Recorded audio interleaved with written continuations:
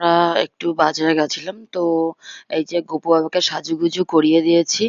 আর গপু বাবাও সাজুগুজু করে নিয়েছে। আর এই যে আমিও একটু সাজুগুজু করে নিয়েছি।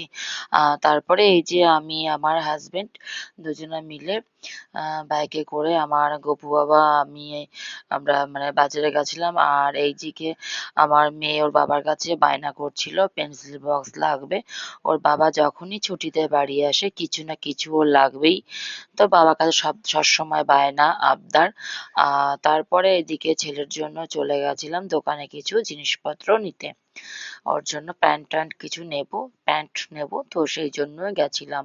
আর এই যে আমার গপু বাবা আমার কোলে আজকে বেরু করতে বেরিয়েছে।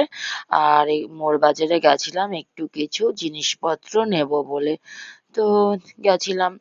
তো বাচ্চাদের কিছু জিনিসপত্র নেবো, তো সেরকম কিছু স্টক দেখলাম না, অল্প কিছু ছিল। তো এরপরে চলে গেছিলাম অ্যাপোলোতে। তো অ্যাপোলোতেও যাওয়ার পরে নিয়ে নিলাম আমার মেয়ের জন্য যেগুলো দরকার। আর এই যে গপু বাবাকে ওই যে খাতার ওপরে ওদের যেগুলো হিসাব করে সেখানে বসিয়ে দিয়েছিলাম গপু বাবাকে। কারণ গপু বাবাকে তো আর যেখানে সেখানে বসানো যাবে না।